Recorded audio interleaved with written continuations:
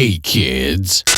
You're listening to the internet's wettest podcast about video games, consoles, and pancakes. The SML Podcast.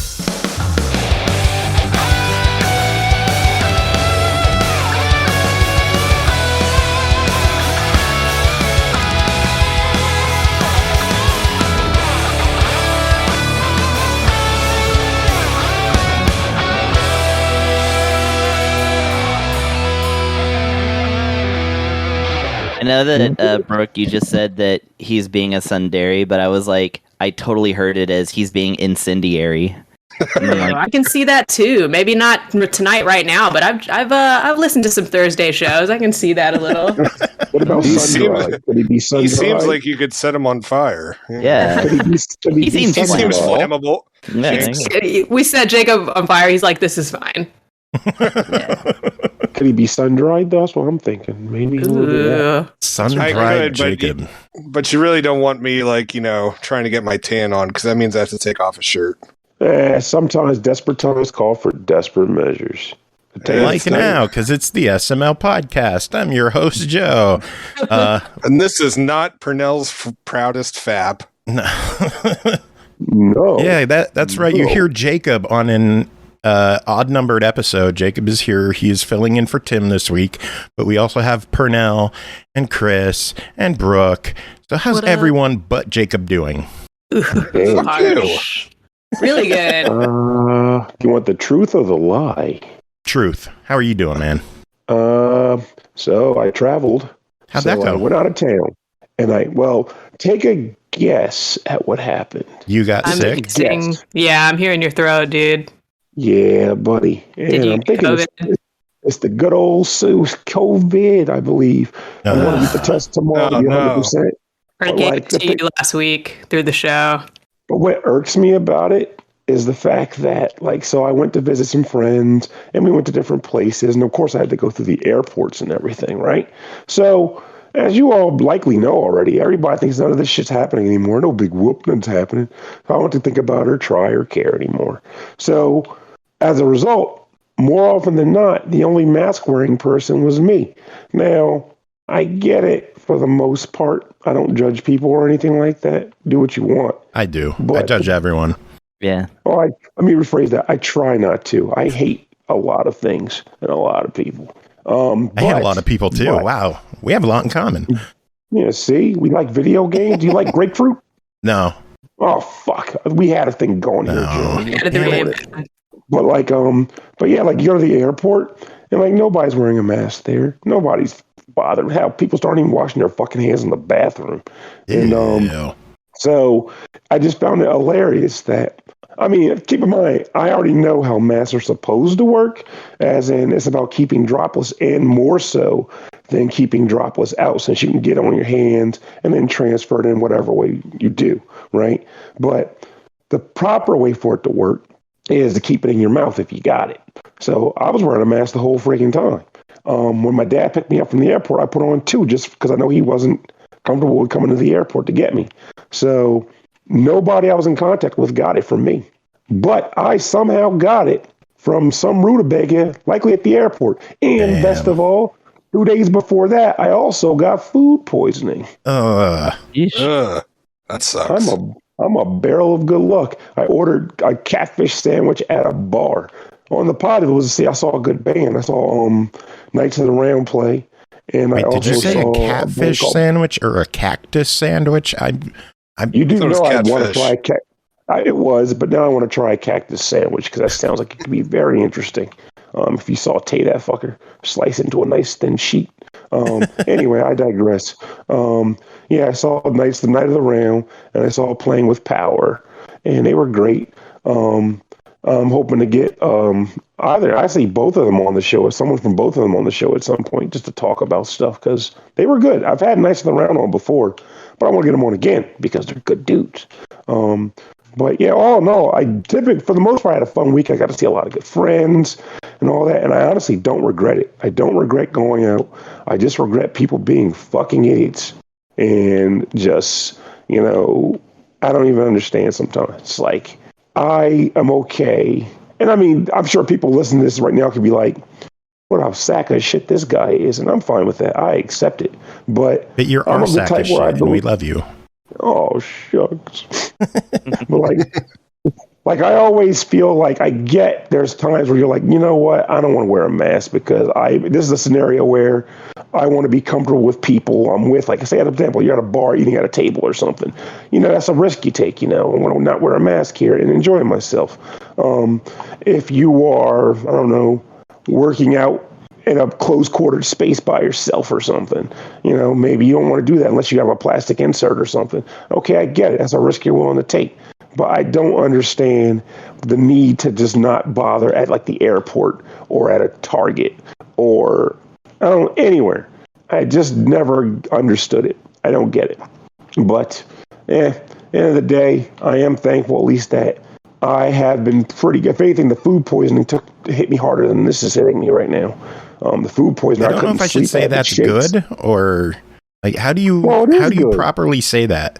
Like, oh, it's good that you have COVID that's not as bad as how bad you were shitting yourself. Like, I don't know how to word that positively. Well, I mean, exactly as it sounds, really. I mean, like, you hear about COVID even 2 years after the fact, and for some people, it's a death sentence. For other people, it's just poor breathing. Other people, it's quote-unquote just like the flu. So for me, having never gotten it before, I didn't know what to expect for myself. I mean, I've got my shots and all that shit, so my expectation, quote unquote, would be a mild case because, I already built up a little bit, even though most of those have probably worn off by now because it's been like 6 months since my last shot. But nonetheless, I expected it to be worse than it was. But it turned out that apparently food poisoning still takes the cake as being a pain in my goddamn ass for how it affects me.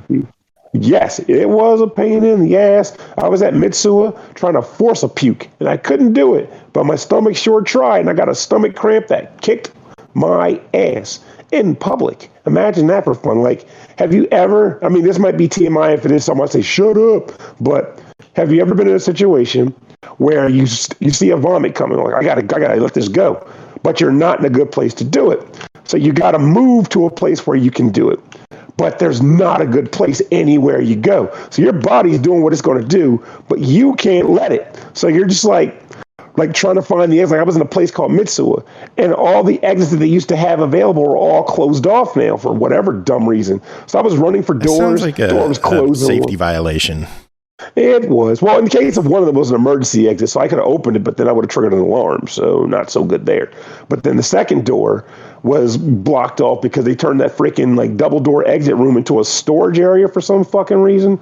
So I had to run all the way around the building and go out through the grocery store, then run around the back of the building, get behind some bushes, and by that point my body was like, nah, I'm just going to give you horrible stomach cramps and it's going to stay in there. So it sucked. And all it took to make you get to that point was a bite of takoyaki. I didn't even swallow that shit. It was like, fuck. So that was awful. But the positives were that concert. I got to go to Galloping Ghost, which, for those who don't know, it's probably the best arcade in the United States right now. It's a fantastic fucking place, I tell you what. I did that. I ended up seeing a bunch of my friends at what we call Reunion Con. It's a big picnic we have once a year where we just all get together in the Midwest and just enjoy ourselves. So, take the good, you take the bad, you take them both, and then you have COVID. How about you guys? I'm still trying to process a message that Root Beer said in chat. I'll just read it. So apparently Joe has been on the new Dolly Parton diet. Looks like it works too. It's really making Jolene. All right. I don't know how to take that. Like, it hurts my soul. Food poisoning. Yeah, I had to share it with everyone because I couldn't just. I assume honestly, I just assumed that Root Beer was saying that you've got huge tits. I do. So you do. I was hoping he would just assume he just wanted an excuse to bring up Dolly Parton. I've seen your boobs, Joe. They're huge. Yeah. So are yours, fatty. Well, yeah, I know my boobs. I mean, look at it this way. You can either be comfortable with them or you can spend 2 fucking years solely trying to get rid of them. So, I mean, if you're comfortable, smile about it. You know, I usually have my hands resting on them when I'm playing games with the controller in my hand, kind of like a shelf. On your boobs? Or on my stomach. Depends on how I'm sitting. I was gonna say I'll rest it on my gut, but it depends on how I'm sitting. If I'm like up high, like if I don't know, sometimes my man boobs are not big enough to do that. Up high. I don't know. I got good news. Ooh, do share. Is it about your amazing show coming up? Oh no, that's local to Austin, so that's not really a thing I need to advertise, but you should. No, my copy of POWGI and Rocky Reshrined finally got shipped. Ooh. I remember, were you one of the people that got the the Play Asia one and not the domestic one? No, I got the domestic one. I didn't know the difference. Someone was telling me it was like a really weak difference. Like they claim censorship, but I can't imagine censorship that I would give two hoots about in a damn POWGI and Rocky game. But what would be censored in POWGI and Rocky? Your guess is as good as mine. But I don't know. I don't know. But like I got the game too. That's why I was surprised. You're like I finally got it. Like I was worried that like there was like a shipping issue for a lot of people. Yeah, there was for me. It got delayed by like 3 weeks or so. It was supposed to ship like a while ago, but that's all right. I mean, it's not like I don't have games to play. Have you played that since you got it? But yeah, I guess since we talked about that, I have a show coming up. I have a show coming up in Austin. My two of my bands are having their first in-person, non-virtual performance, including Super High Tops, which we've talked about before. It's my video game funk group. Yes, be proud of that shit. Yeah, I will be the guy who says it, and you can say, "Pernell, I hate you all you want."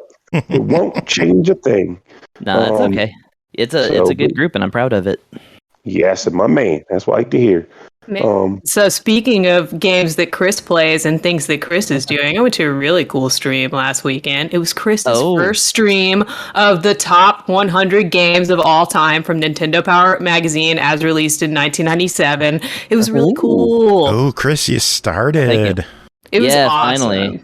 We had a really good time, and Chris knows like way too much about video games. People were like in the Twitch chat being like, "I'm scared." People were like, "Oh, I thought I knew about video games. This guy's freaking me out." Like it was really cool. Who is that?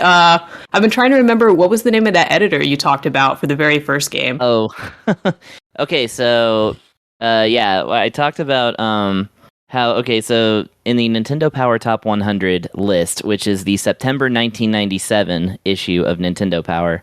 It's a legendary issue to people who were around at the time, and a lot of people kind of, drooled over that list, as well as, it had like the 100 best cheat codes and the 100 best GoldenEye ambushes, which I might try those when I'm actually playing that game.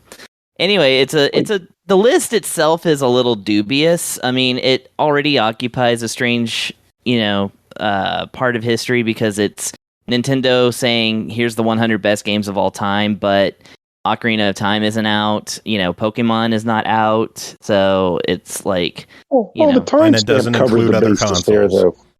Doesn't, okay, so that actually answers my question then. No, but those are all okay because the timestamp and the company tell you that outright. Like, you're playing Nintendo games from the 90s or mid 90s. So Totally. One thing I find interesting. I'm sorry. Go ahead. Oh no, I was just gonna say to what Brooke was saying. Just right quick is that the one blurb that they made a little blurb for every game that was on the list and explaining themselves, and they said the very tippity top of the list was Super Mario 64. And they said this is the one and only game that was a unanimous decision was to put Mario 64 at the top of the list. And I noted at the beginning of my stream that the senior editor, so this would be definitely like one of the 12 editors that worked on this list, was Leslie Swan, the senior editor of Nintendo Power at the time. And some folks would know that Leslie Swan was the American voice of Princess Peach in that very game. Oh, ooh, that's so cool, unanimous, quote unquote. Shit's rigged. It was just trivia like that popping like the entire time, and I really I wanted to be there for Chris's first stream of the series because he's my friend and I think it's a legitimately cool project. But I selfishly also really wanted to see this game in action because I never got to play 64 growing up. I've never played on a 64. I didn't really have I didn't have anybody to go to a friend's house and play on anybody else's stuff. So until I became a teenager and bought a Game Boy Advance, I had a Super Nintendo, and that was as good as it got console-wise for me. And that was awesome.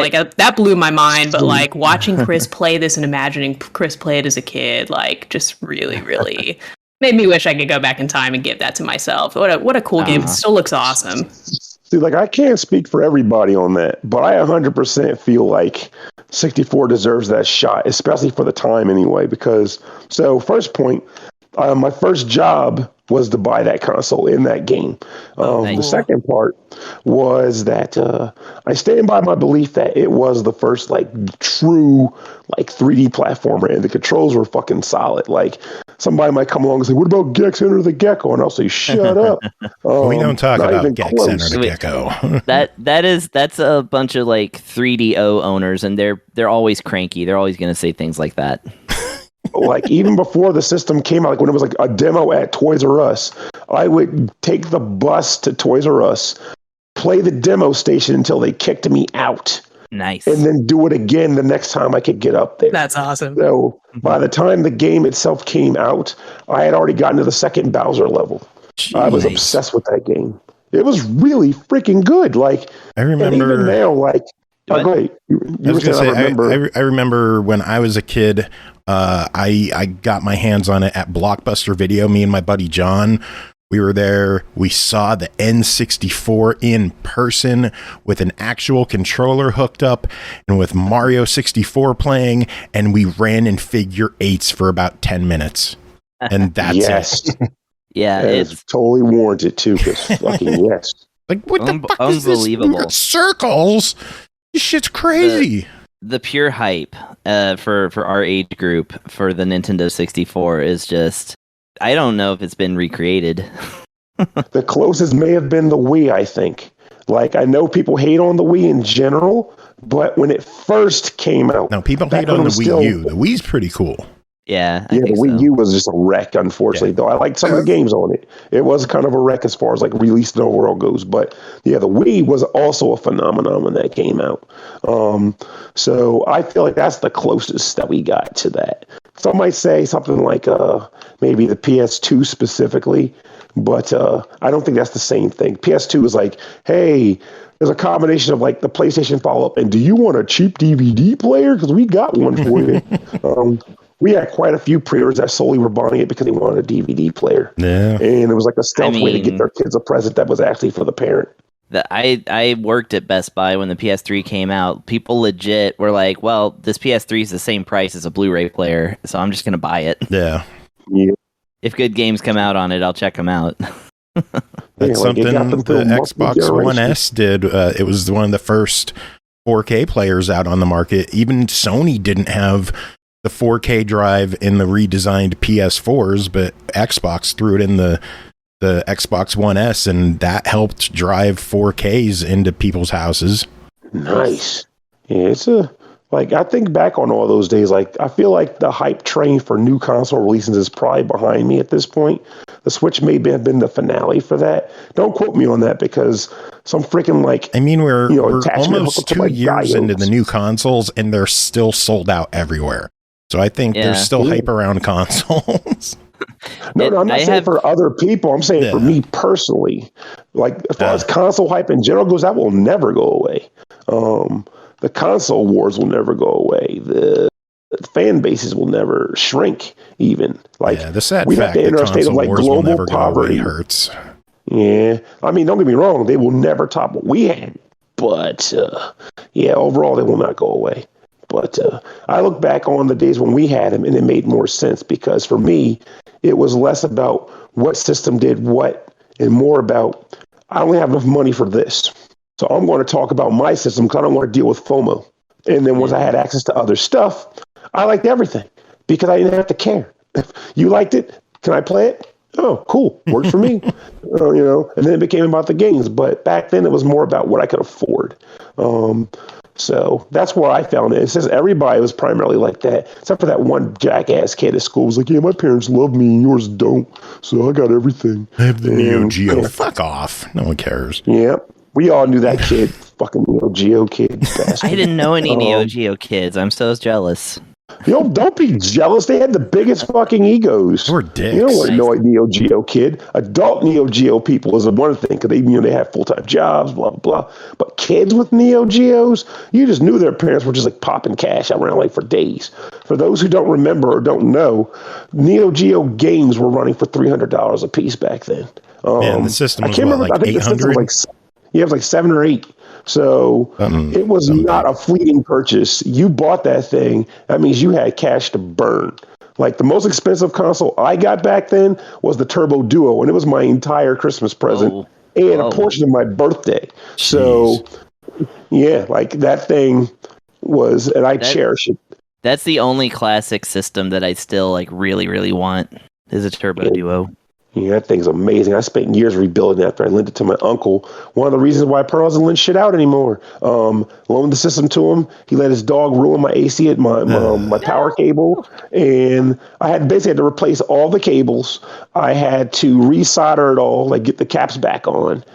And pretty much replace the laser too. Like I had to redo the entire fucking system practically. God. But due to some Johnny good friends with some good help outs, would have shot that dog. No.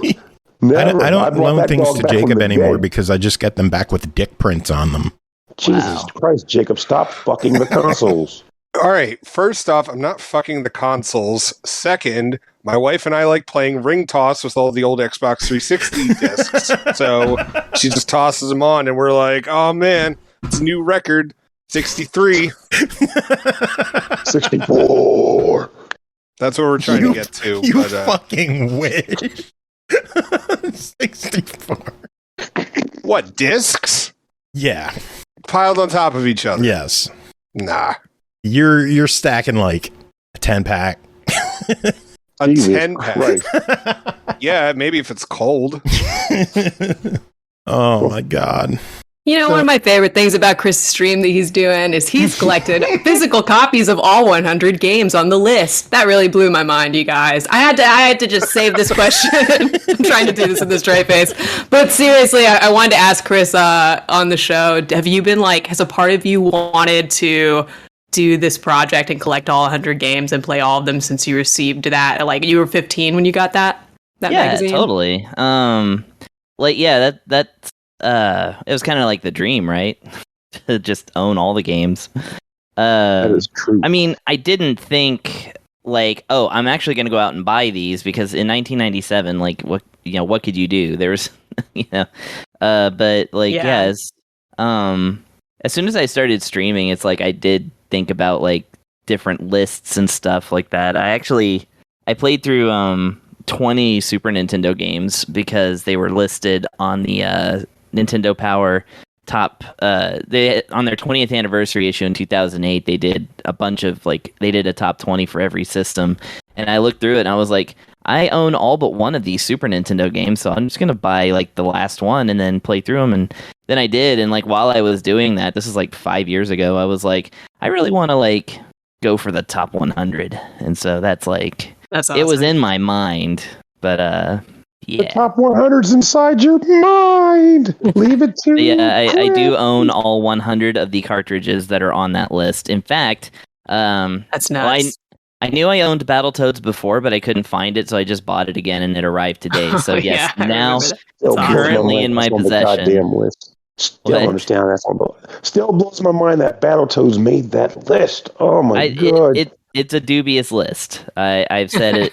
I will say it every single time I stream. No, I get it. I mean, but even for the era and all the games on the Nintendo consoles, I know there's a diehard fan base for Battletoads, but you know my feelings on that damn game. I will say I definitely made the joke when I found out that it was missing. I was like, I gotta call GameStop. But one positive, though, in general, is that at least in this endeavor, you won't have to worry about playing a dud. Like, I mean, even though there's like, you know, are there any shitty games on the list? That's what I'm saying. Like Battletoads, yeah, no. Yeah, I mean, I don't know because I don't know all 100 of these games. Some of these are going to be brand new to me, but there's some that I would argue are maybe more like were impressive as tech demos, like Faceball 2000 on the Game Boy. I've actually heard a lot of good things about that game in execution. Yeah, like it had smooth. It had like somewhat smooth 3D first-person scrolling on the Game Boy, and you could link up 16 players if you had 16 people with Game Boys, 16 copies of the game, and however many link cables. I think it was 8. Yeah, they have the F-Zero, those F-Zero adapters too. Not F-Zero, but those freaking F1 racing adapters, right? Yeah, I mean, you know, this has never happened. It can't have happened. There's no possible way 16 people bought Faceball 2000 at any point. Some gated community. I will say, you should organize for MagFest 20. Set this up, like work on a panel of people who own a Game Boy and Facebook or Faceball. Yeah, Facebook 2000. Facebook 2000. Faceball 2000, and have the adapters and just get people together and make it happen. Like you might get 14, 15. If you cross your fingers, that 16th person might show up. But I think you should organize that for MagFest. Yeah, I would go to that panel and watch. I'll have to get I'll have to get a link cable myself, but I'm 2/3 of the way there because I do have a Game Boy and I do have Faceball 2000. Nice. I want to ask one more question. Sorry. No, I was just going to say, I will report back years from now when I'm done with this list and let you know which of the games were crappy. Sweet. Pernell, what's your other question? In line with Brooke's questioning to Chris, you're under the hot light now, buddy. Gotcha. What would you say? Because I heard you make a comment that a number of the games you bought for this list you haven't personally played.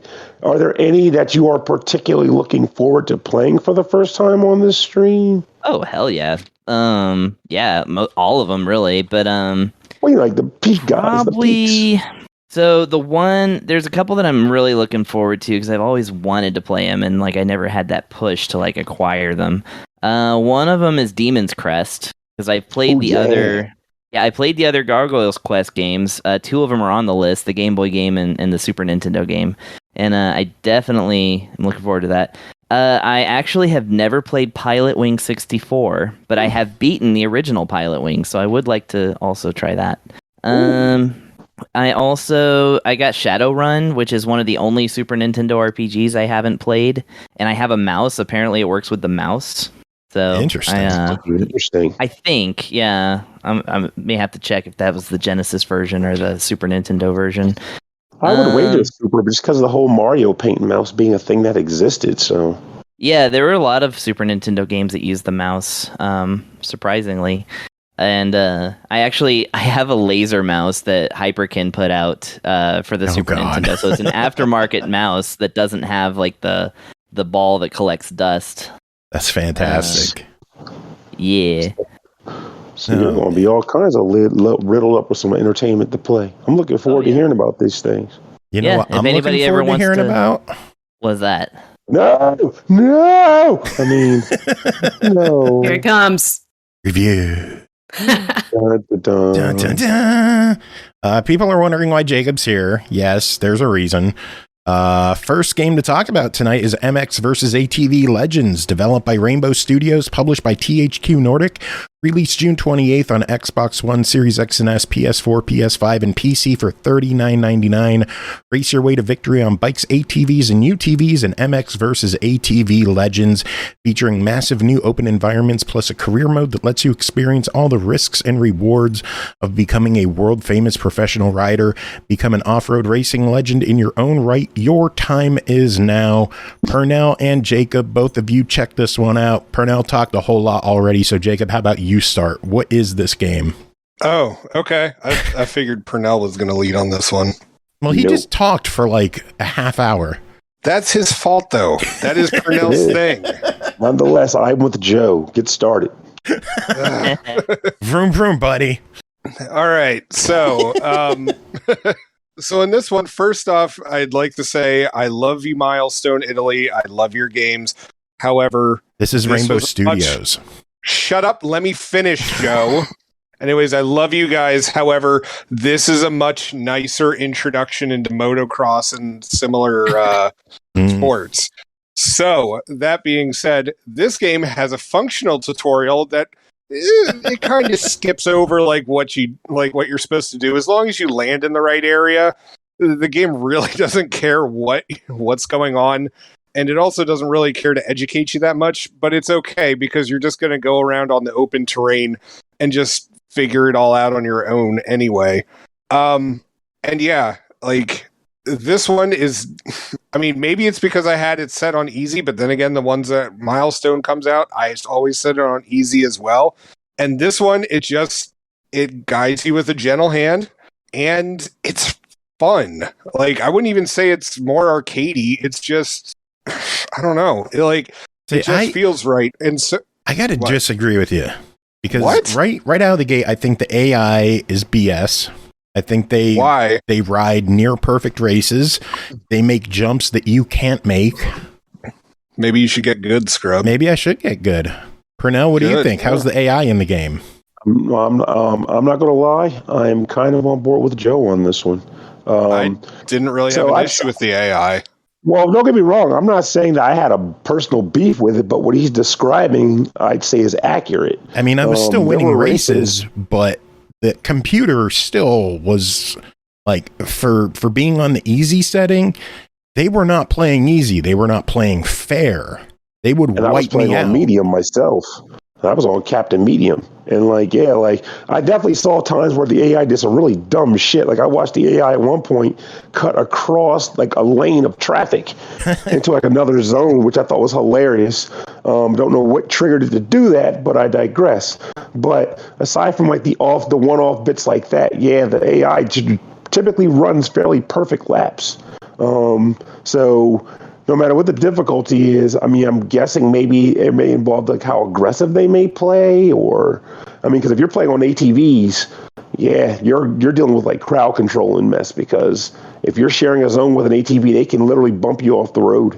So maybe something like that factors in. Yeah, not the same with those. With the MX bike, I mean, there's more likely a chance you'll all just kind of go tumbling together. You're not likely to try to bump into each other. You'll just whoops, crap, we both screwed up. ATVs, though, they have the weight behind them and four wheels. So the drivers are more likely to be able to say, I'm going to muscle you out because it's less likely that I'm going to go off the track or flip over, rather, but I can send you off the track or screw up your lane. And then you have the freaking UTVs. Fuck that thing.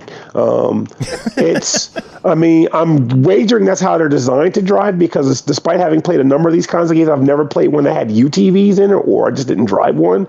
But it feels like you're driving a balloon. It gets lots of air, and when it hits the ground, it just kind of bounces right back up, it's got high shock power. It feels so weird to control the thing on an actual track. If you're driving around the free zones or whatever, it doesn't really matter. So you're wee, hoppy poppy. But on an actual track, I feel like even the AI, you can clearly see them being whoa, easy peasy, just a little bit. You see it right then and there. It drives. It's interesting to see them So I've ridden in those before, because the family on my wife's side, they have a couple of those. I will agree with you, it felt lighter than normal, but to be honest, I thought that they were I thought that they controlled pretty decently, and not, as I said, I don't want to call it arcadey because it didn't feel arcadey, but not arcadey. It wasn't it didn't feel realistic either. I personally thought it was a nice blend between the two.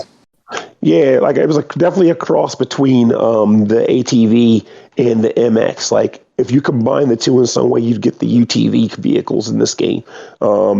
Though I definitely want to just hammer home because I know we touched on it feels a little arcade. I'm no, I got no arcadiness. Like, I mean, there were times where I felt like I was going fast or whatever, but this game definitely hits you hard on things like going off track.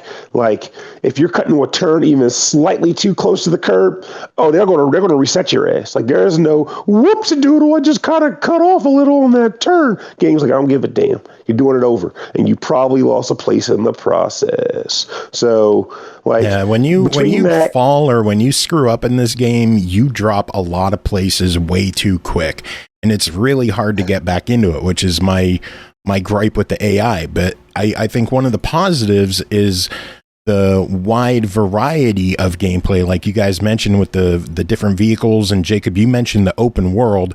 In addition to the track races, there is open world maps that you can explore and fuck around in and find collectibles and other cool stuff like that. It does have the replayability there, and it keeps you coming back wanting to do more.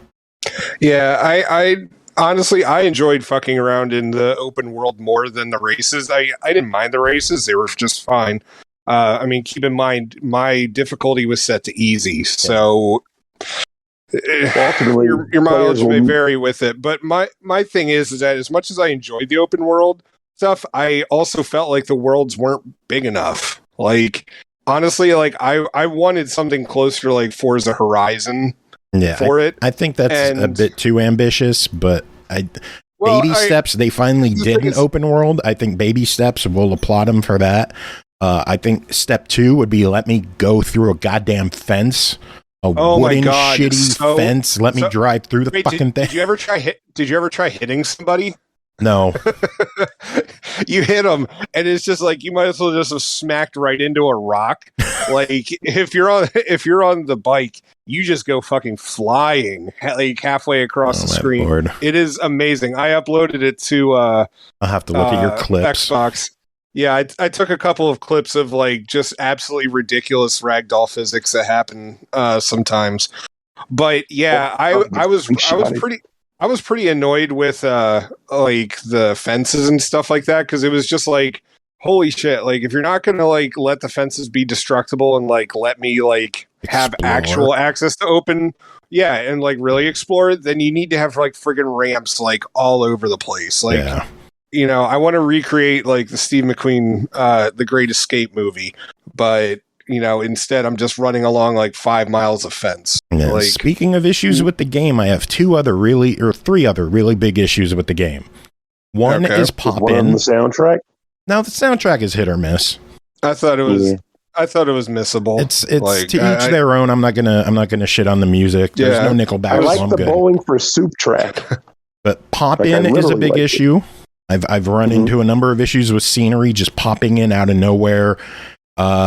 Number 2, fence. Honestly, that's a huge issue with the fences, because it's just like I'll think it looks like I've got a nice little meadow, and then you discover that nope, there's a fucking fence going halfway through it. Yep. Yeah. Number 2, yeah, I agree with that. Lack of rewind. It is 2022. All racing games have a rewind function. Am I missing it, or do they not have it? I haven't seen it, but I'm not used to seeing rewind in like actual like career races, mind you, like exhibition, but not used to seeing it in a career.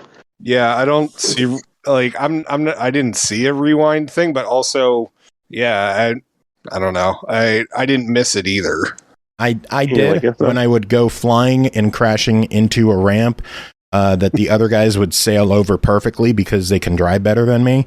The lack of a rewind, I think, is a noticeable issue with this game. All racing games have rewind. Why does this one not have rewind? I want to ask this because I want to make sure I understand exactly what you're referring to here. So the feature that lets you rewind like 10, 20 seconds of the race and do it over. Okay. Like you could do in Forza, like you could do in Grid, like you could do in... That's something you could do. Other racing game, like other dirt bike games, have rewind features. The biggest issue for me, button to reset. Yeah, no, I'm talking about the actual like rewind the action and do it over. Okay. Yeah. Third, and probably the biggest issue with this game, is the goddamn load times. We have SSDs on these fuckers. Forza loads up in seconds, and I gotta wait 30 seconds for a race in this game. No, come on, optimize this shit. I thought the load times were a little bit longer than I expected. But my thing was actually during cinematics, there is stuttering. And I'm just like, this thing is downloaded into my hard drive. It's 2022. Why is there stuttering in your like little, 30-second clip? So yeah, those are my 3 issues. Do you guys have any other issues on top of those, or should we talk $40? I'm okay with just talking. Oh, okay, go ahead. No, I mean, you guys pretty much know. I was going to say is that I felt that the just to describe how the career itself works, it's kind of whack-ish. Like it just kind of goes like a week-to-week thing where you just it goes up to you can make it go all the way up to like 190 weeks. Oh no, if it you definitely wanted goes to. out. I guess lengthy. And you can also go back and redo previous weeks if you didn't like your standing or whatnot too. But like, I mean, it's got events, but it's not. I didn't feel like it was particularly exciting. It was just more like I'm going to do a race. I'm going to do a race. Not like I'm in a career. If that makes any sense. Like it didn't quite have a career feel so much as just I'm doing races, which is fine. It's called career. So, but you do need to do career in order to unlock more of the tracks to do and things like exhibition and whatnot too. Yep. So, which is standard. But well, $40 on this thing. What do you guys think? For 40, I was okay with it. I found this to be more enjoyable than other entries into this genre, like the Monster Energy stuff. Yeah, like and the Moto GP X, whatever it's called. Yeah, like I thought this was a more accessible entry into that kind of stuff. Like, I mean, it still needs some polish, but I'm more okay with $40 on this one than other ones. If anything, I'd say at least try it. Pernell?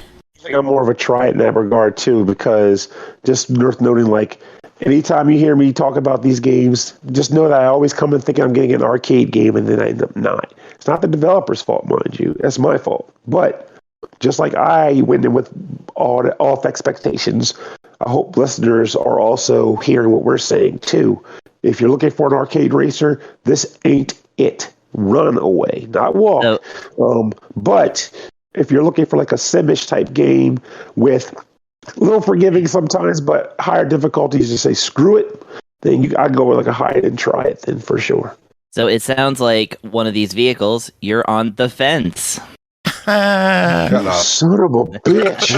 We wish we could be on the fence. No, we're just driving into it repeatedly and then backing up. And recording clips of how far I fly. I waited so long to make that dumb joke. I appreciate it. I'm glad you did make the joke. I don't. One other thing I do want to bring up is I think THQ eased up on the DLC a little bit. Like launch day, there were 7 different vehicle packs available for like $5 to $9 each, or like $3 to $8, something like that. There's already a track pack out that the season pass runs another $25. Like, come on. DLC is supposed to be stuff that you worked on after you shipped the game, not stuff you cut to release separately. But that's a topic for another day. Jacob, that's it for you. Woo! But you don't want to hang out with us, Jacob? We could be friends. He wants to be like Tim and go to sleep right after the first review. Night, Jacob. I still have tweets from last week to do. Yeah. And you got work to do. I also have to take out the garbage, so yeah. Himself. Sounds like you're going to throw the trash over the fence. Oh my God, you brought it back. I don't have a fence. So no, that sounds like you're going to go out and buy a fence. Yes, are you? Shut up. All right, Jacob. Do you have any final words? Chris, your jokes are are better thought out than the rest, but God, are they awful.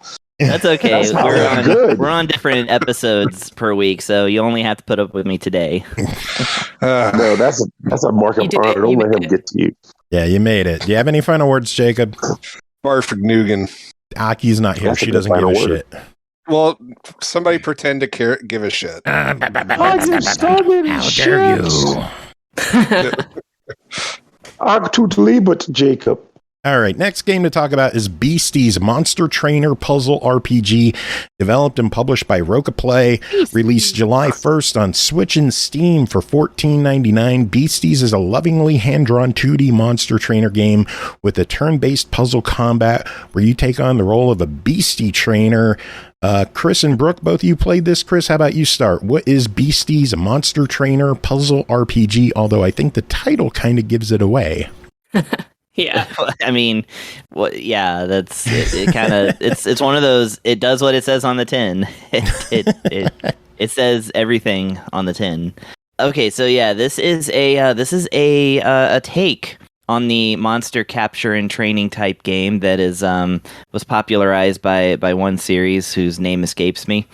And in this one, it's a different take for sure. So you are, I forget the kid's name. It must be Jeff or something. Like, you play as, like, you don't even name your character. It's just you got a boy that just gets thrown into this story and stuff. And just pretend it's God of War and just call him boy. So as boy, you actually look more like, okay, so I'm going to describe, because I was not expecting this, and this definitely threw me. So your character is like, it's a face of a person on a piece of paper that is affixed to a little stand. It looks like the classic board game Guess Who. And yet, on this piece of paper is affixed real human bangs. The front part of the hair. Animated for some reason. We don't have the money to make a character, so we made an animated board game piece. Sorry, I'm already mad. Sorry. Yeah. To you, Chris. Okay. It's not really an animated board game. I mean, it is an animated board game piece, but the hair is separately animated and has bounce physics. And then there's a hat on top of the whole thing. And the character this character does not live in a world that can accommodate such a creature, such a violation of God's will. I'm laughing so much. He kind of tilts over and like kind of bounces on the little stand, just like somebody was just like taking their finger, their thumb and finger, and just grabbing the little card and going doot doot doot doot doot doot. And that's how your character moves. You either control him with a controller or point a mouse in the direction and right click to get him to move. So that's bothersome, but if you get right up on another character, you can click on some of them and talk to them. You have a hub town that you start off in with, a person who sells items that you will need to capture monsters, somebody who will heal your monsters for free, and somebody who will heal your equipment for free. Because you'll be getting equipment that you use to collect resources, which can be then further made into other things, and all in the name of getting your character into different places where you can fight and capture monsters. Now, it follows the same rules as other popular monster catching series, in that when you go into like tall grass, then you're going to run into like monsters. Some of the monsters are much higher level, so they're a bigger challenge. There's some scripted encounters where you can get even more powerful monsters, where they're kind of like boss fights. There's other people that when you run into them and talk to them, then they will challenge you to monster fights. Now, here's the thing. Whereas some games might choose to make these monster fights an RPG where, type battle, where you choose like a move on a list and, hit the other thing, see how effective it is, match elemental types against each other and all this stuff. Instead of doing the menu-based thing, they have you play a game of Bejeweled, which is, the popular panel swapping game that you match 3 and they disappear, and then other things fall into place. You have to your mom's played Bejeweled. Have her explain it to you. Chris doesn't have time for this shit.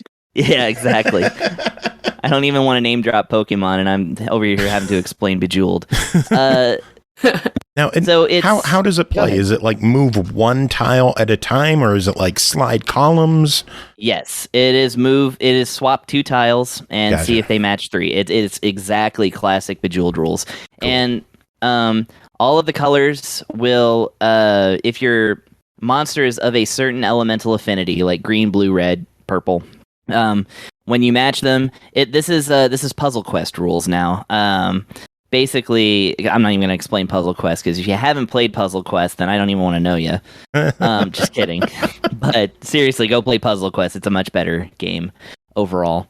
But when you match up the colors, then it fills up the bar of your creature's elemental affinity, and then when it gets high enough, then they can use a special move that will do damage, heal themselves, do status effects, affect the thing in some way. And as you collect more monsters, then you can kind of build your team to kind of lean towards one kind of elemental affinity, or have them like kind of as a variety. You know, it actually does start to get kind of deep. But unlike Puzzle Quest, it's literally just, these are tiles that, you know, fill up magic, and then these tiles over here will directly harm the other creature. You know, there's like the black and white tiles that if you match 3 or more, then your creature will attack the other creature for, you know, a swap of stats, you know, their attack versus their defense.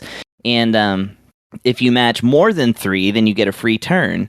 This can be used by both yourself and the foe to very irritating efficiency, depending on how good you are at Bejeweled.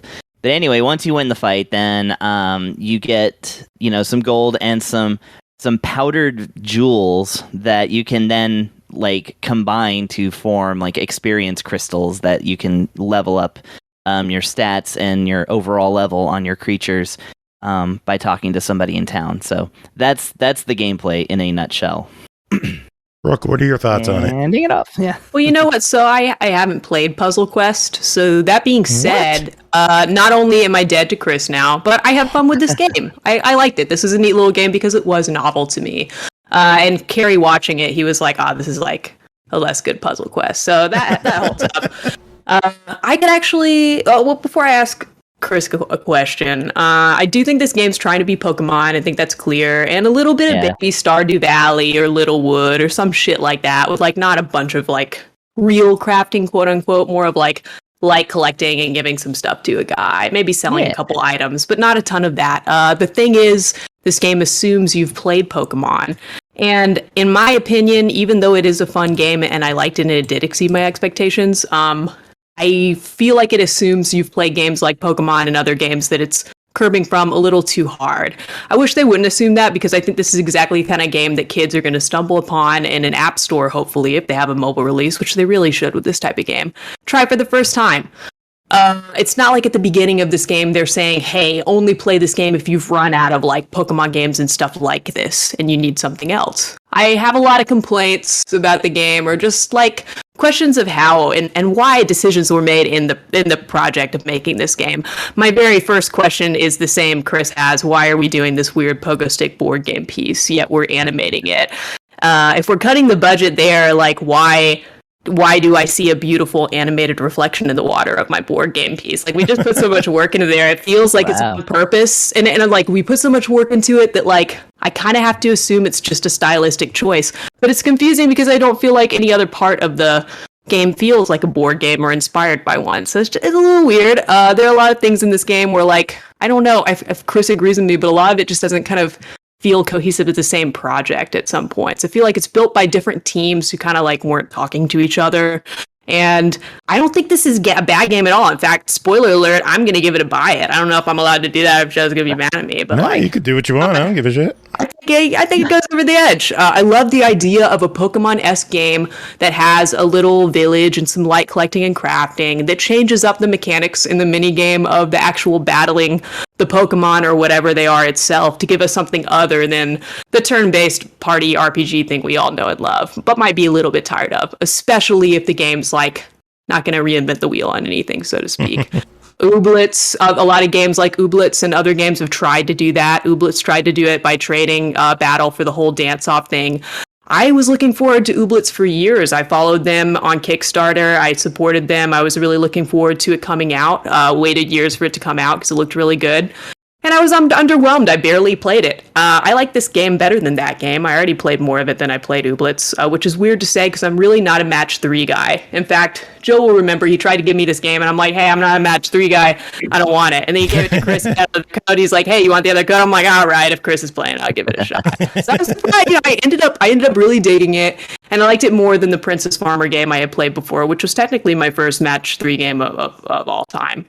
This isn't really something that I would buy, but it's definitely better than Ooblets. And if there's anybody listening to this that means something to, this could be a fun little game for you. It's like if you play stuff like Seabeard and stuff that's trying to be Animal Crossing on a smaller scale, that's not quite as interactive. Like, it's kind of got that vibe to it. Let me see, scrolling through my notes here, skipping over some stuff Chris already said. Okay, so maybe this is just personal preference. I like that I'm giving this game a buy it, but I'm just complaining about it the whole time. I really did like it, but I'm wondering for Chris, like, is this just personal preference, or do I not like that they built a big, beautiful town full of huge buildings that I can't go into and filled it with people that I can't talk to or interact with at all? Are you able to interact with the people who are moving around on the PC? So yeah, I was wondering if that was just a Switch thing, but like we've got like 20 people in the town. I can talk to like 4 or 5 of them, and it's just weird. I kind of wonder why are they there? What's the point? It's one of those things. Like, the game opens up and it's got all these options, and I'm not expecting a shitload. But then when I kind of don't have the things I assume I have by looking at the game and being reminded about it, like, it's a little frustrating. So you didn't have to let people down, is how I'm feeling. It's not like the game doesn't have enough value for the price it's asking for. It's just confusing.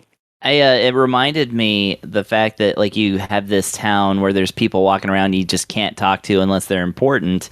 Is Baldur's Gate Dark Alliance. Because if you walk around in the town, like, there's villagers walking around this town like constantly, and there's all these other like houses, and you want to go in them, but you're only allowed in the places where you're going to get quests from, and only the people, which is just inside the tavern, those buildings.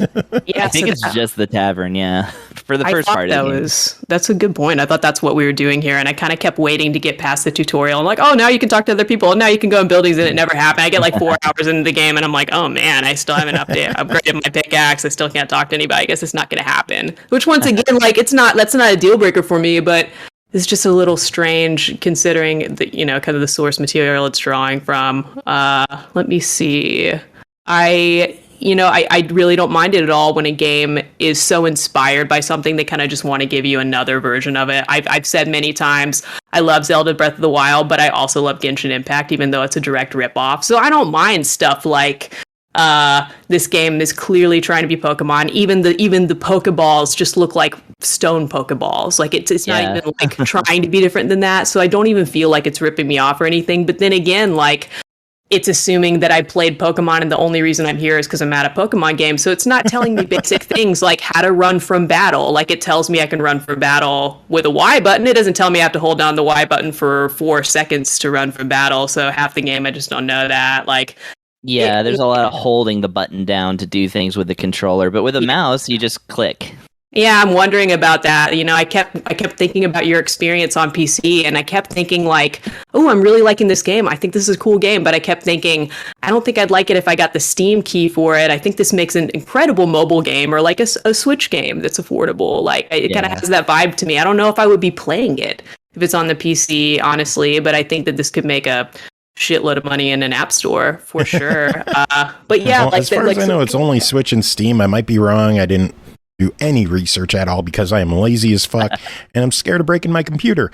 So $15. What do you two think about this? I actually really, really like it, and I'm gonna probably buy it on Switch myself. The thing is, like, I am a complete and total sucker for the Bejeweled style game if there's some other element. It's kind of like jazz. I can't stand it by itself, but if it's in other things, that's kind of cool. Yes. I'm starting to feel that way as well between this one and Princess Farmer. Like, I told Joe I don't like these games, but I think I do. If there's something else going on, I gotta agree with you. And like, this game has brought me around to that. And if the game's fun enough to do that for me, it's notable, even if I do have like 15 complaints.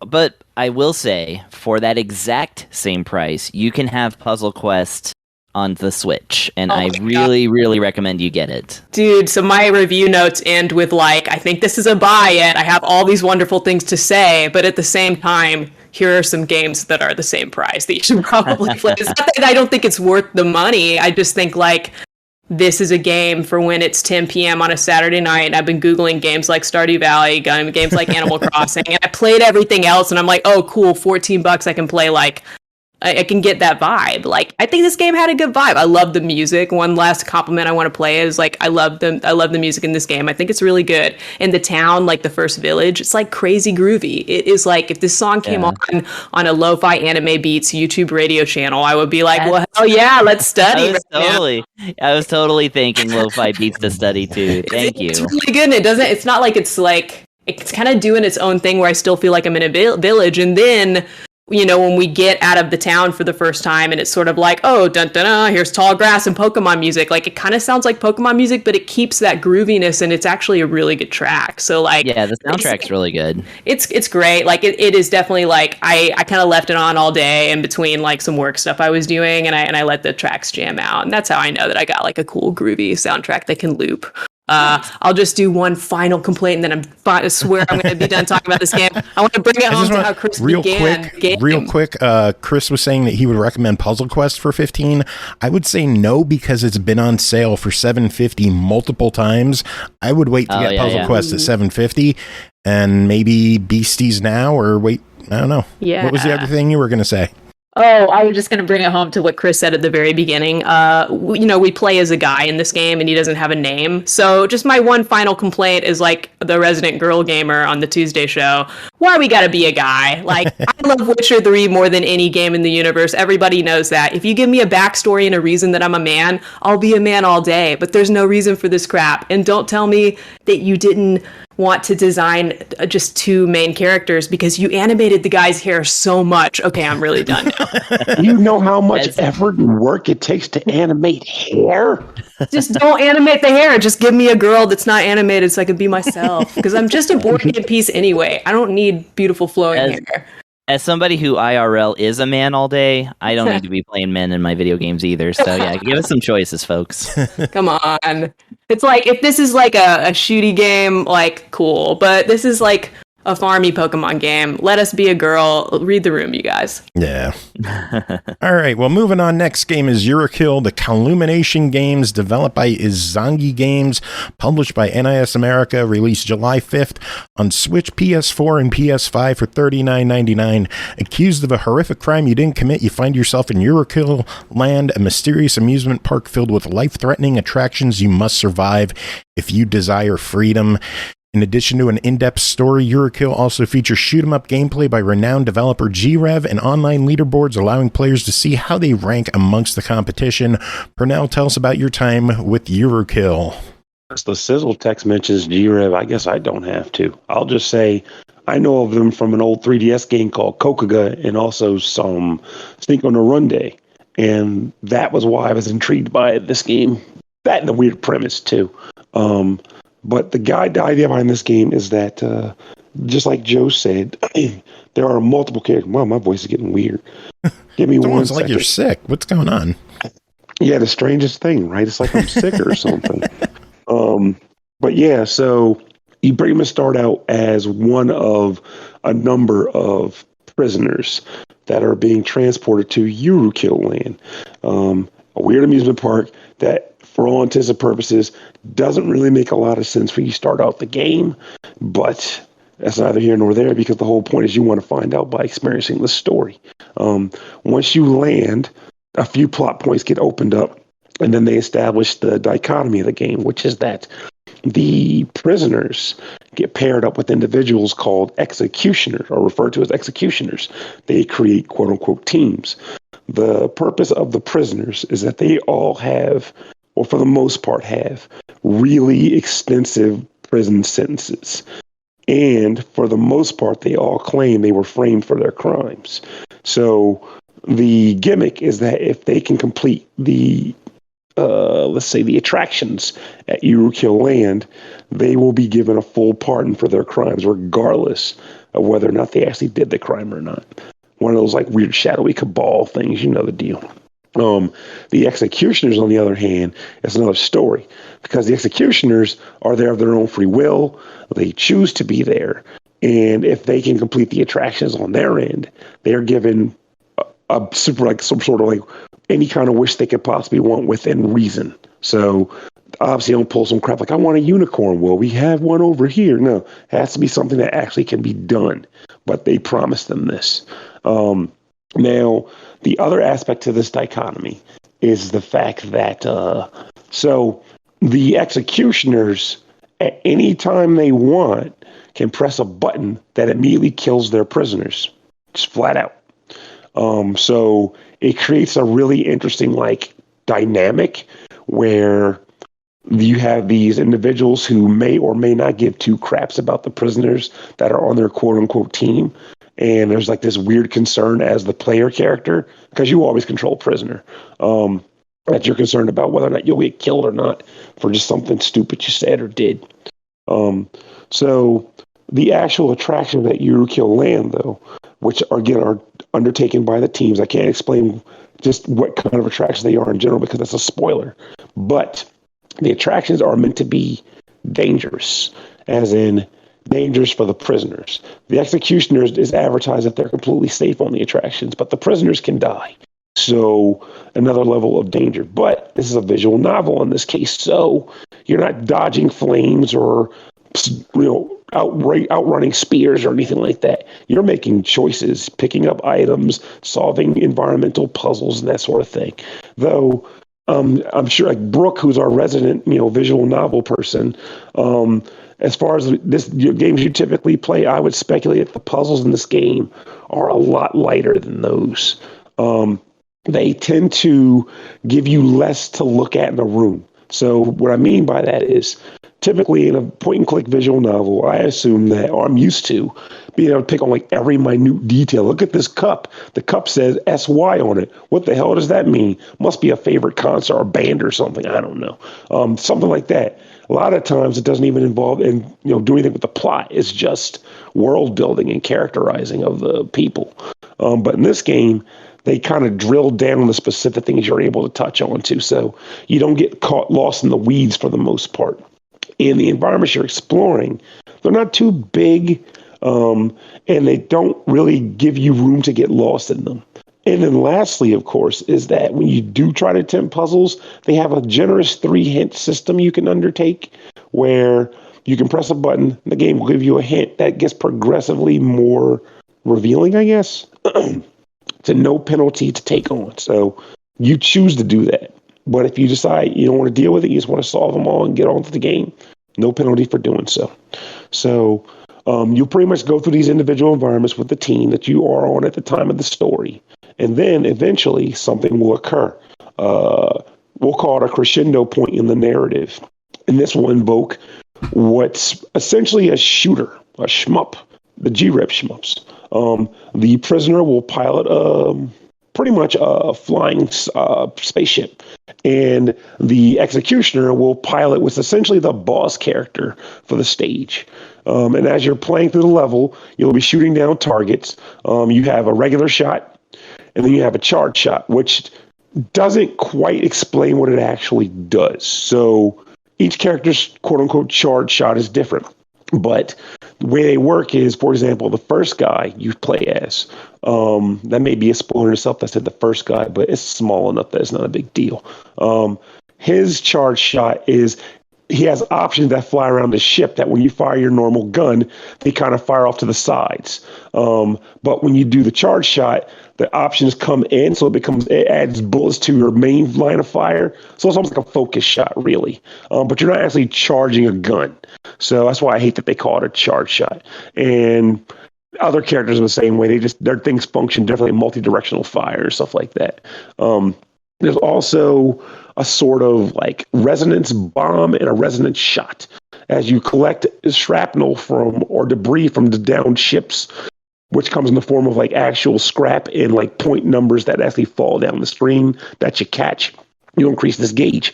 After 20%, you can drop execution shot, which is like just a powerful blast forward, or an execution bomb, which drops like a small explosion around your character, kind of like a clear some bullets away and get out of jail free card moving. But if you can get to 100% and do the execution bomb, it's pretty much a screen clear that can pretty much wreck bosses and everything. And there's an interesting risk versus reward there, because you might find yourself thinking, this boss sucks. I want to bring him 100% up to him and let it off when I can. But if you die, it immediately tanks. Like, you lose pretty much all of your charge. So and the shooting is not, I would say it's not even easy. In my I will say, all right, I chose hell difficulty because I'm a glutton for punishment. But I did, for the sake of testing this, scale it back to normal too.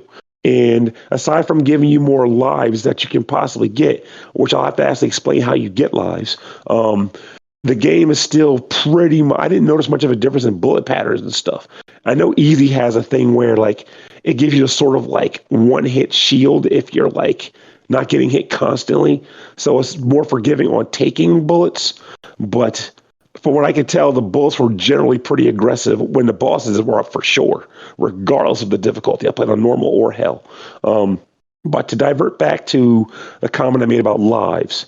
Oh, that cat is precious.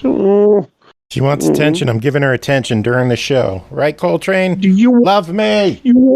Okay. You want to talk about Yurukill, Coltrane? So at the beginning of an actual shooter stage, there's a sequence the game makes you undergo. There's multiple little mini games you have to undertake in this game. I'm not going to get into all those, but this specific one is important to note because it determines your lives. So as your ship is going through, I guess the launch point, you'll be asked a series of questions. Those questions all relate to the case you just undertook in the visual novel section.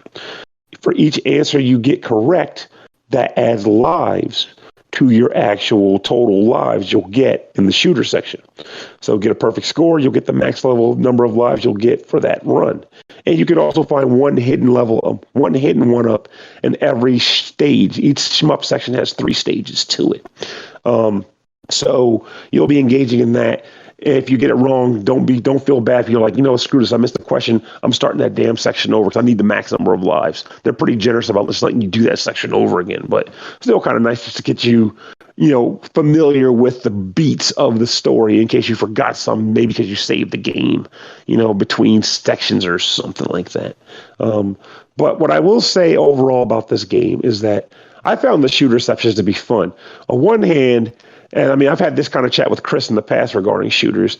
I can say that I would be the guy who was like, I wish there was more like different power-ups and not the typical collect a P to get more bullets for your main gun, which this game pretty much does. But I also know that is a general staple for a lot of good shmups. So I'm not going to hold this game accountable for my personal gripe there, my personal preference. The gameplay itself in the shooter sections is 100% solid. I had fun with it. And it is a solid challenge. The bosses will spray the screen with bullets. And there is a mini game that happens during the boss battles where if you screw it up, I believe it takes 3 of your lives per fuck up. It's a knowledge-based thing, mind you. At least those aren't like bullet time. That's just, hey, you better be paying fucking attention because they're asking you a question. And though you're not being timed, you better get it right or you're going to suffer. So, like, the boss battles are pretty tense, at least in my opinion. But I wish the puzzles, this last bit though, I wish the environments were more complicated and the puzzles more complicated, especially with the hint system being like so gimme. They may as well just going all out on the complication of the puzzles. But I like the comment, I like the dialogue, I like the characters. The person they got the voice Binko, who is like the Monokuma of this game, the MC or whatever, she is like the right level of demented for me. She's awesome. She wears like a freaking like weird like kitsune fox mask or whatever. And she makes funny facial expressions despite wearing the mask. You can kind of see them sometimes. She's really good. Her voice actress is great. And all the other voice actors are pretty good too. But she takes the cake. So I feel like in the end, this game, it's not going to blow you away with the plot, but I felt the plot was entertaining, and I wanted to learn more about what the heck is going on with a fucking amusement. With an amusement park. Why did you apologize? You're on SML. You can say fuck. Yeah, but I'm trying to be the rated G section of the show. Fuck tonight. Thank you, Pernell. Let's get Aki in here. No, Aki, no. So, but at the end of the day, I feel like this game is entertaining and fun. So, I would give this you got to do your thing. I guess. $40. What's your verdict? I personally think this is a buy it. Even if you play it one and done, it's a play it that you'll kind of feel like you got something out of it. You enjoyed yourself. So cool. Works for me. All right, we got one final game to talk about tonight that is called 60 Words, developed and published by Lightwood Games, released June 28th on PS4 and PS5, 30th on the Switch, July 1st on Xbox for $7.99. This is a unique type of word search puzzle. There's no grid, no wrong letters, and no list of words to find. Each puzzle just contains 60 intertwined words connected by a theme. As players discover the words, they paint them with a rainbow of vibrant highlights to create a unique, often stunning result. Unique. Chris tells about 60 Words by POWGI. Well, this is a unique. Never mind. Okay, so two in one intro. I love it. Yeah, I know. It's so. I'm proud. The good pastor is strong with these folks. The copywriter here. So yeah, it's been a while since I've actually talked about a POWGI game, or POWGI, right? Yep. See, it's been a long time. So yeah, POWGI is like known for having really accessible and really fun, breezy kind of like word-based video games. Occasionally, I think maybe some math. I don't know. I think they're just words. Yeah, it's just mostly words. Now you have me wondering. I know. I've messed myself up now. I have so many puzzle games of the ilk on this Switch that I can't remember who does what. Anyway, well, what this does. It's 60 words and actually 60 word puzzles. You know, they got that in there. Each puzzle, so it's arranged like a word search. But we remember that the classic word search is a grid that forms a square or rectangle, wherein you seek out words and then circle them and keep going until you got the whole list done. In this one, the list is not provided ahead of time. It is instead a theme where you just kind of imagine what the words are. And the other thing is that it is not a grid of a square or rectangle. They let the words form the shape of the puzzle. So if there's like a real long word or something, they don't contain it within the middle of the puzzle. They'll just let it go like out to the side and stuff like that. So at first, it's kind of just like random. It just looks like splotches, Rorschach test type of like shapes that these words are forming. Just basically. Like I said, a bunch of interconnected words thrown together and they form like this nebulous, whatever. But actually, when you start getting into a little further into the puzzles, occasionally they actually will draw a picture with the actual thing. Like Face the Music, which is the sixth puzzle, actually forms a music note. So, you've got like things like that going on too, which is kind of cool. And it is technically, for lack of a better word, unique.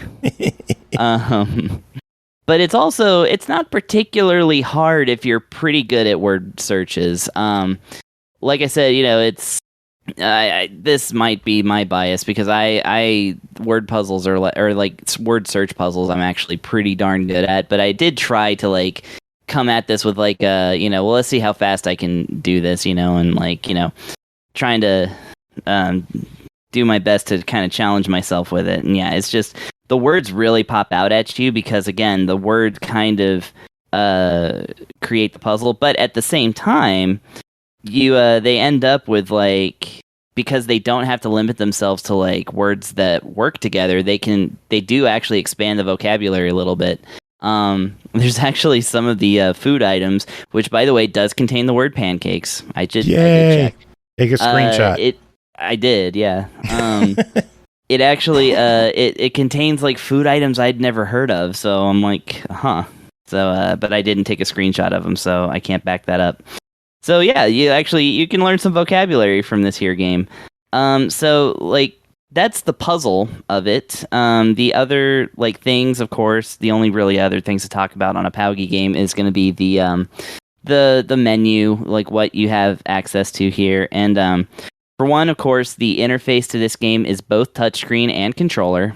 Works much better with your fingers because you can just drag the little, circle across, just rake it across the letters, and as soon as and it spells the word across the top of the screen as you're going, so you can kind of check yourself You don't have to be like, oh, did I, go too far?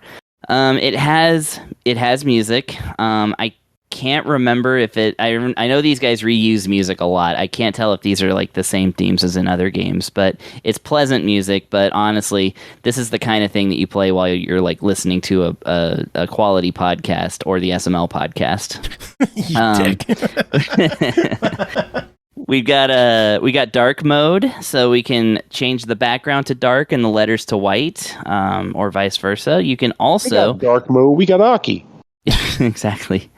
And you can also actually create your own custom palettes because it basically cycles through like different colors. I think 8 different colors for the different circles that you draw. Unless you tell it not to, you can tell it to just do one color, and you can customize those colors with an RGB slider. So that's actually pretty nice. You can just create your own, like it's literally like, well, we're just gonna do as much as we can with the options here because the game itself is so it is what it is as far as that goes. Well, it's only $8. What do you think? Yeah, I think this is a worthwhile one. I think that like classic word search, like puzzle fans might seek out their more classic word search puzzle type games, but it, like I said, it's very accessible. It's maybe there are some like much harder ones. I should have like tried like level 50 through 60 or something instead of going from the beginning. But like I found it a little bit easy, but it's certainly a great way to pass the time. And like I said, you also get rewarded reworded? No, just kidding. Between rounds with some forehead slappy puns. Yay! I want to share one with you because I don't want to give you too much because that. Otherwise, they're not going to sell their game. Or, I mean, it's like it's a treat for people who play the game, rather. Yeah. Oh, and I also want to say that there is a stage called Dem Bones, and the shape of it is a skull. Nice. So that's kind of cool. Kind of badass. So the pun. Actually, I'm going to give you the pun, but I changed my mind on which pun. I'm going to do the... because there's one I like. Give us 2. No, I can. Okay, so... There's a stage called A Little Green. Oh, by the way, you get to, like, if you go back to a stage that you completed, you can get the pun again. You don't have to wait to beat it again. Okay, so here's the pun for level 2. My doctor told me I should eat more green food, so I started to diet. Oh, that's really good. I love it. That's terrible. I love it. So good. Yeah, POWGI are great. They're great at the puns. Like, if one can be great at the puns. Okay, I'll give you a second one. This one is for a puzzle having to do with, like, days of the week, month, year, whatever. Invisible calendars, something you don't see every day. Hold for... Huh? I'm just gonna admit it. I don't get it. I'm sorry. Something you don't see every day, an invisible calendar. Oh my god, I feel so stupid. Yeah. On that note, that is it for this episode. Chris, you ruined it for all of us. Hold for rapturous applause. I don't have that, but if Carnage is around, he should raid us. We could hear our new raid notice. Oh, yeah. It's courtesy of Jacob. I don't know if anyone's going to, but I see him. Come on, Carnage, you can do it. God damn it, I'm going to have to play it on my own. Thanks, Carnage. Here it is. Fall into the abyss of my gaping butthole.